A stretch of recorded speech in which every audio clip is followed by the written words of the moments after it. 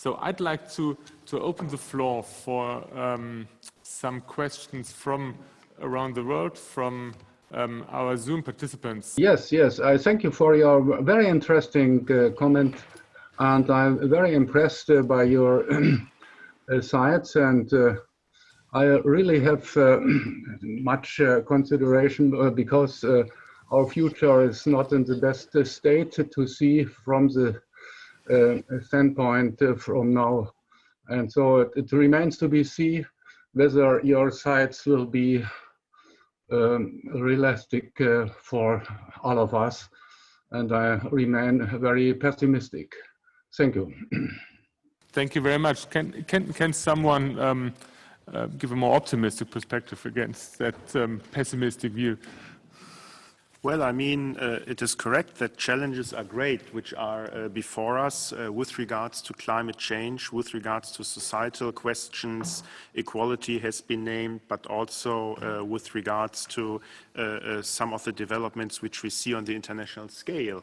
On the other hand, if we try to break down those overarching problems to what they are really at hand, then we can see three paths for possible solutions. The first is technology, the second is cooperation, and the third is consciousness.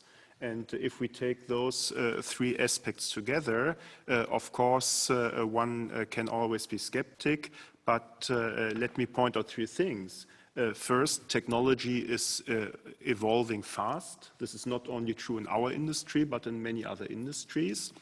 And the preparedness of people, not only in Germany and Europe, but worldwide, to apply modern technologies for their solution has been greatly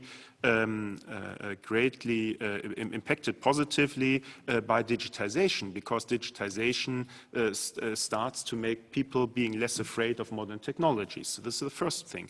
Second thing, cooperation. Of course, we all note that international cooperation, particularly on a political scale, has become more difficult in recent years for a variety of reasons. But if you look at what technology allows us to cooperate on a grassroots level, so a very basic cooperation between companies, between people, between research institutions, there's so much more intellectual direct exchange between people on an international scale than 15 or 20 years ago. So this also gives at least a glimpse of hope.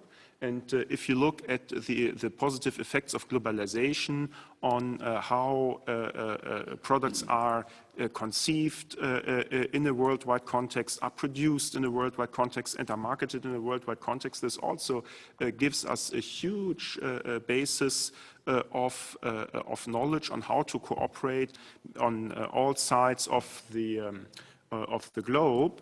So this also creates more consciousness for cooperation. I mean, we have international competitors in many branches in Germany, much more today than ever before, but the same is true in many more markets, and not only in our industry, but in many other industries as well. And this also gives people a feeling and a consciousness for the worth of globalization. And of course, many things happen which work also in another direction. But if you look at the billions of people who are in contact with developments happening worldwide today, much more than yesterday, this also, from my perspective, gives a glimpse of hope. Thank you. Let me add one question. Don't you fear that there are also, well, let's say, losers in that competition or left behinds in that transformation, company-wise or employees? Or I mean, there are regions who fear that their automotive industry might shrink in the future. Companies are reducing workforce right now, and probably not only because of the COVID crisis and the current reduction of sales, but that may also be part of that longer transformation, or suppliers who are not needed anymore with electric if electric vehicles are becoming more dominant. That's a challenge and a problem which is obviously more important in a very traditionally strong or within traditionally strong producers and not within new competitors. And I mean, there are new opportunities, for example, for Chinese companies. There's new competition from the US. Tesla has been mentioned on one of the slides. So isn't there the risk of losing parts of what we have today? Well, of course, transformation is always complicated and transformation has to be managed, and transformation is not always going the same speed everywhere and in every direction. But if you compare a great transformation, for example, in the 18th and 19th century with the advent of the steam engine, with the advent of the weaving machine, the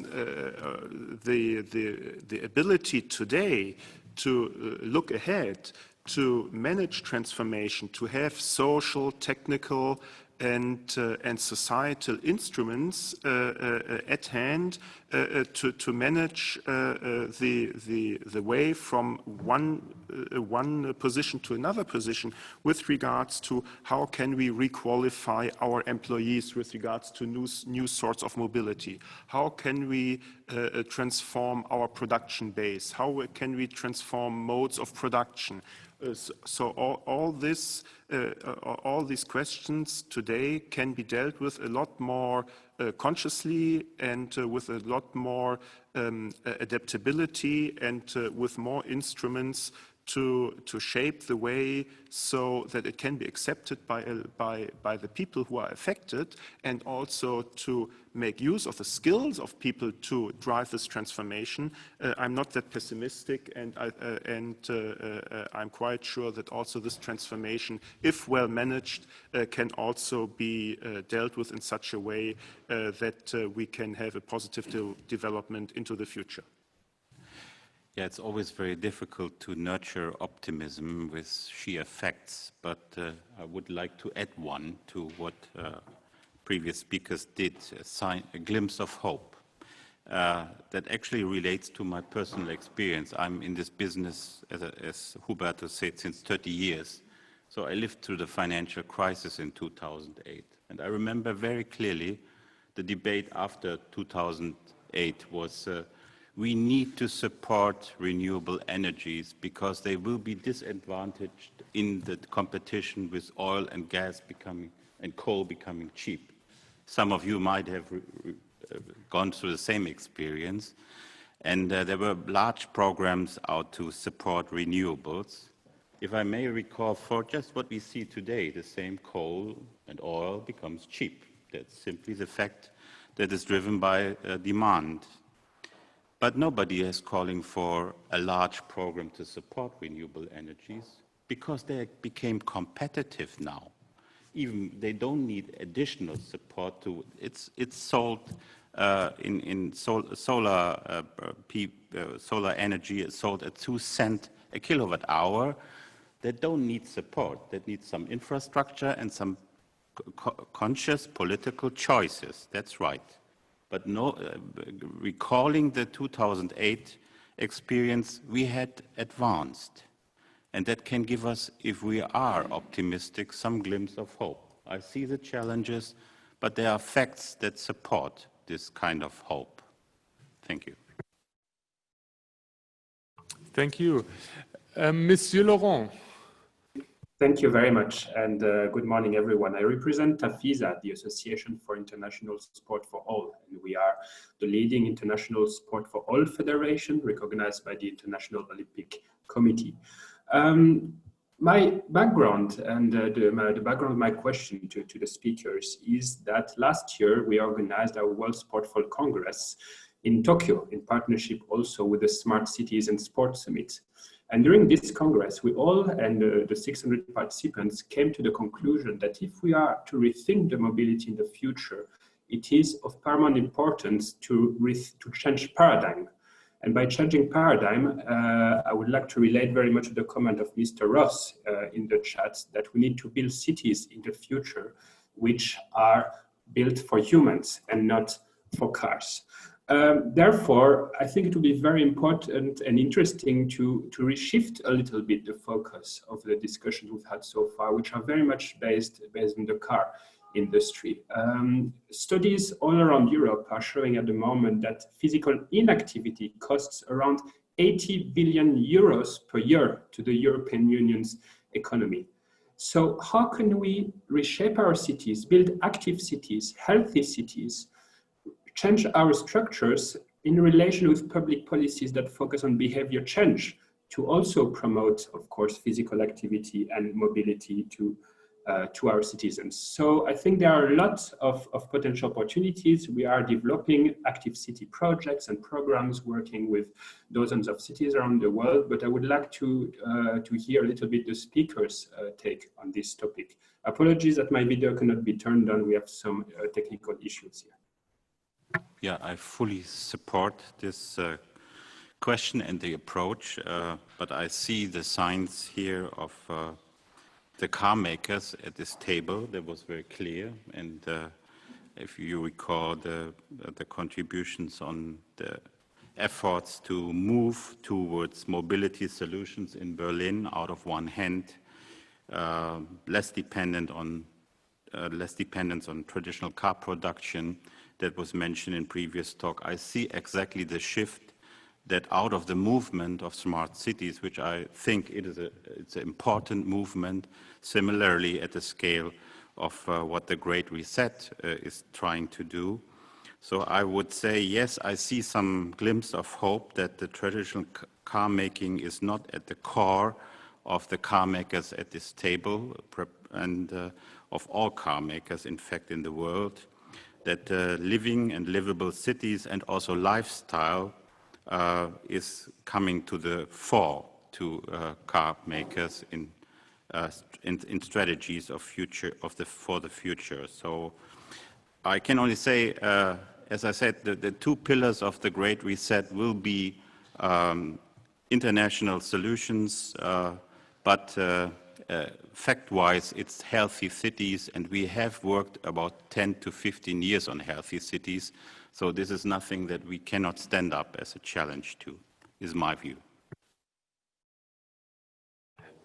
Mr. Nordica, you've had bicycles on one of your charts, so maybe you can add a bit on Toyota as a supplier of mobility solutions. And I mean, the idea of transforming a car manufacturer into a supplier of mobility solutions is not that new, but what's happening now? What's different now from a couple of years ago? Well, first of all, I would say that when speaking to our customers, like corporate customers, for example, who are asking for mobility solutions, those mobility solutions in the past were vehicles.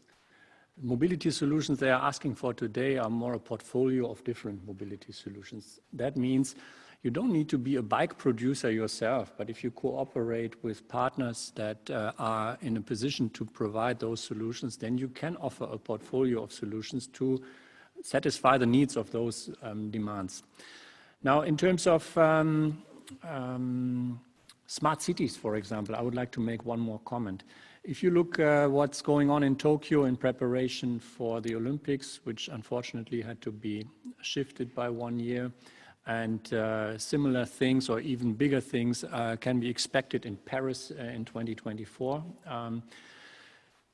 we shouldn't make the mistake to say everything that we see there is the blueprint or a must-have to call yourself a smart city in the future.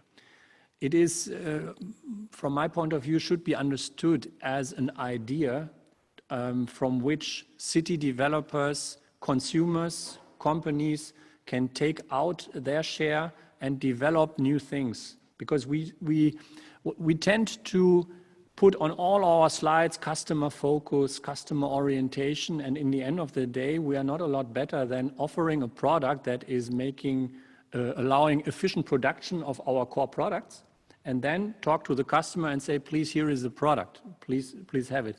Really sustainable customer-focused solutions is very rare in the whole industry, no matter what channel of the industry. Now, if you look at smart cities and a behavioral change that could be promoted by a smart city, then I think that could be the right way to say, educating people in a way that they feel an individual advantage of being part of a new way of living, a new way of mobility, but dictating to them that there is an autonomous shuttle or only a bike in your district, I'm not sure if that is a convincing argument. But a smart city can be an example for all consumers to say, do I want to live in such an environment? Do I want to have my share in a transition?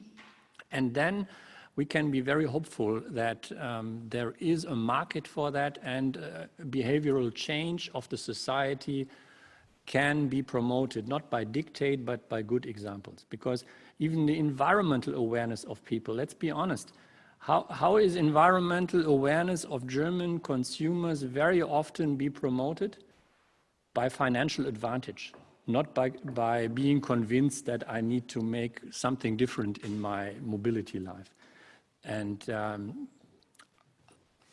I would think to be realistic, not too optimistic, but also not too pessimistic, I would say the challenge of all players in the market who can cooperate is to not forget about one or the other priority for a political or an economic reason, but to make sure that those things work hand in hand. And then there is an environmental awareness program taking on all future challenges, and saving the planet basically is possible.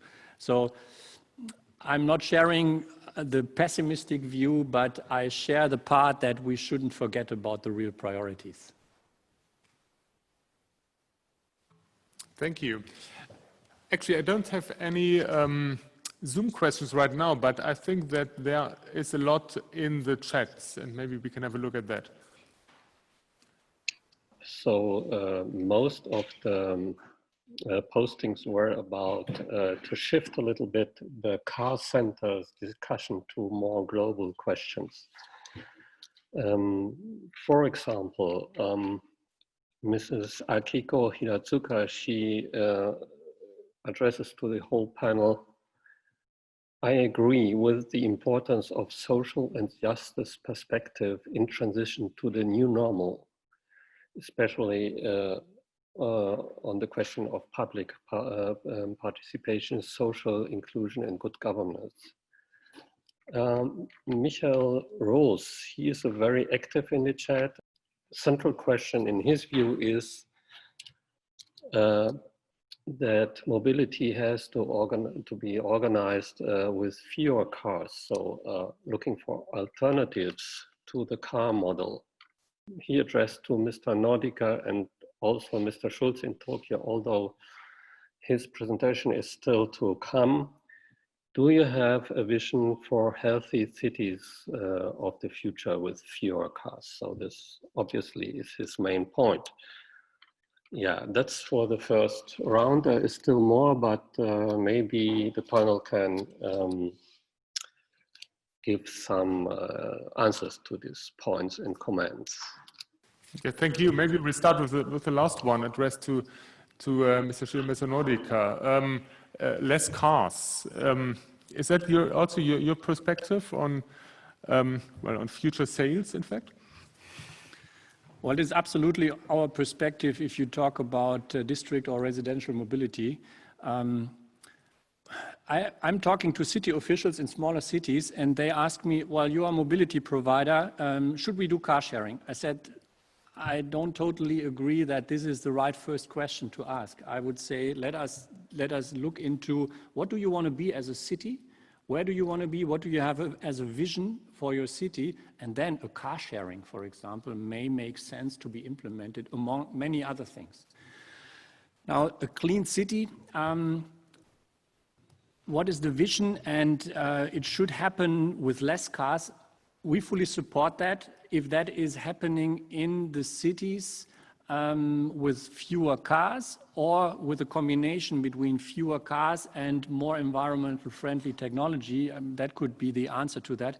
In residential areas, our goal clearly is that we want to reduce the motorized individual traffic. So basically, yes, in a residential environment, we want to create a situation where a resident has access to all mobility solutions without having to have an own car. That doesn't mean that he does not have mobility needs that would be easily satisfied with a car, but then he has access to car solutions like out of a sharing programs or others. At the same time, in such a district, what we want to do is we want to increase the level of usage of a car. 93% of a car, of the time, a car is just standing and waiting to be used. 30% of the driving time in urban environment is being consumed for searching for parking space.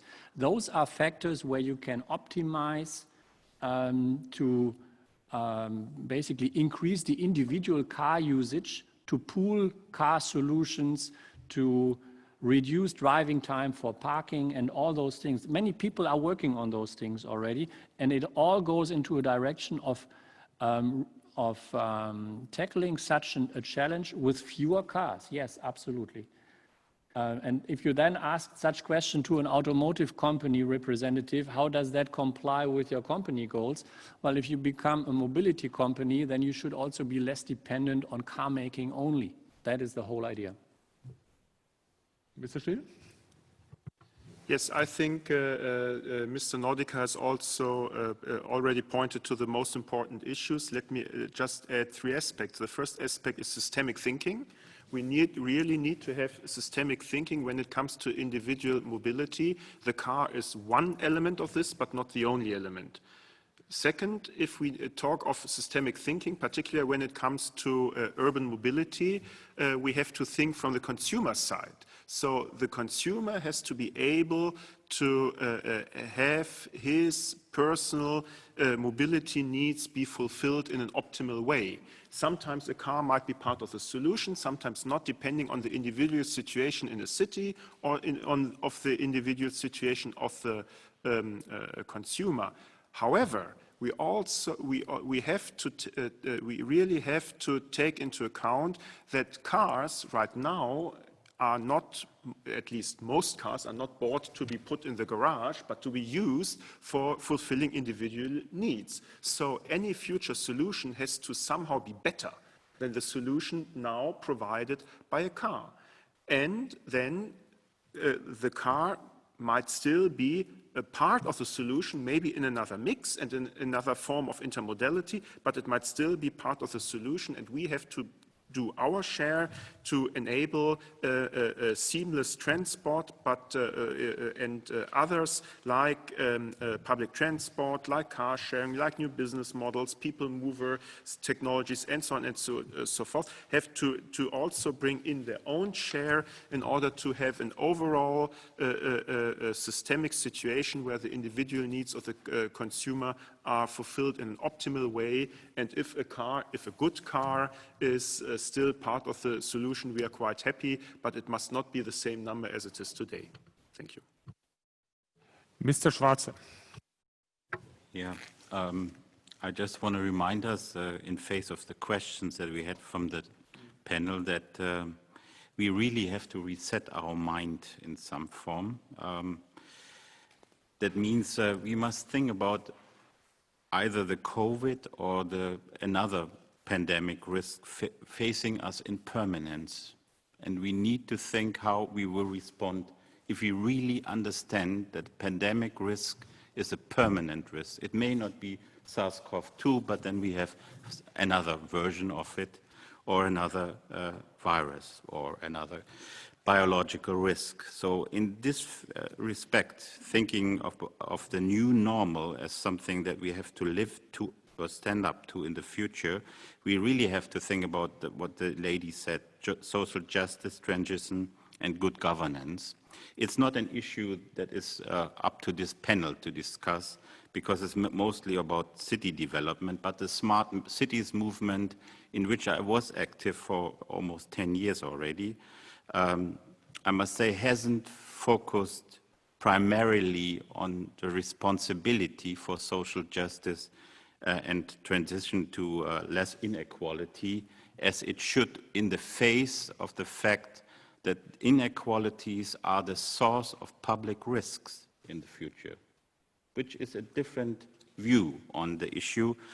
It's not, as I say, we all want, it's not about being just, it's about being resilient towards what is the new normal. And the second question from the French gentleman, I fully agree, yeah, it's about health.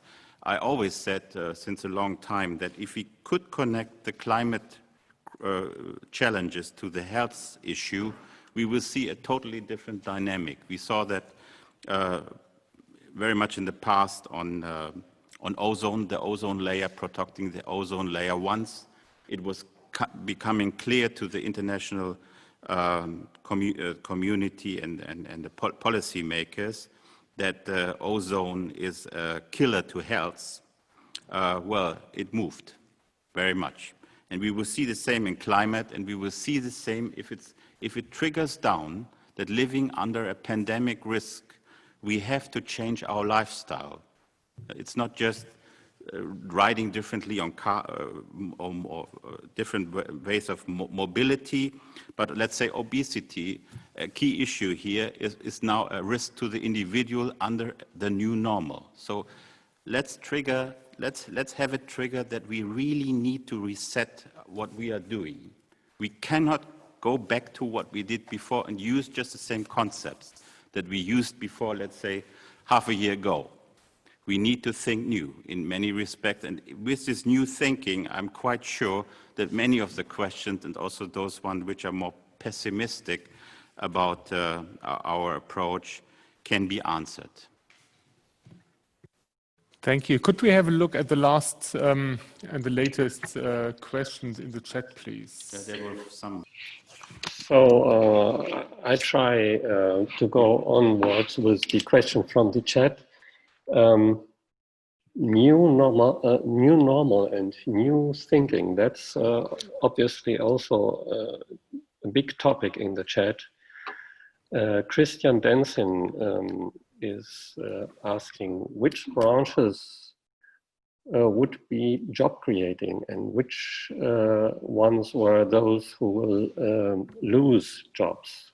What do the panelists think about this? Yeah.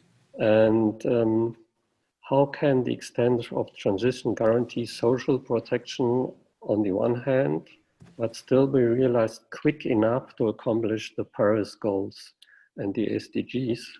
You see, it's more general questions. And Mr. Kölling from Tōkyō asked, to what extent will the trend to telework continue? What do the panelists think about this? And if this continues, what economic impact might this have, not only on public transport, but private mobility? And maybe to close for the first, there is still a lot more, but Mika Obayashi gives a comment. She says that for her feeling, transition in Germany is a big issue. We have this discussion about the Green Deal, and there is a lot of ongoing discussion, but she does not see this kind of discussion in Japan. And maybe this is a point for session 2, to see the Japanese side, what they are thinking about, how deep the discussion of this first session panel is reflected in Japan. Thank you very much. Mr. Schwarze, there have been I forgot about this. Some more macroeconomic questions, and then we have a final round here. Very quick on Christian Denson.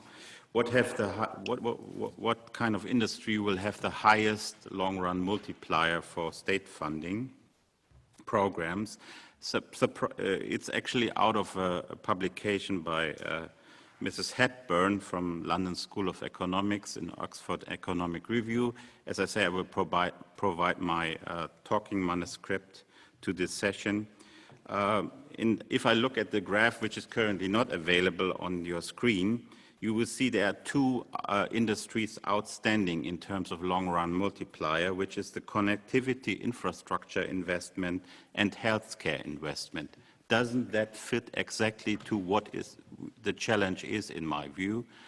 In fact, those industries which we mostly need, and we have discussed that quite extensively, are on the list of the long-run highest multiplier of recovery efforts that we could achieve. Thank you. Thank you very much. And there are so many topics that must be undiscussed, well, we should have more time to discuss them. It's about green finance, it's about stimulus packages, and many more questions regarding the transformation. But I would like to end with one question to all of you, which has been asked in a way over there in the chat. The question there was, what's the long-term effects of the pandemic on the automotive, on mobility and the automotive industry in detail. But I'd like to add a bit and ask, well, the pandemic, is it an accelerator for transformation or is it an obstacle? I mean, we've had quite a lot of arguments for both sides. One, for example, was that environmental issues are not as high ranked as they've been earlier.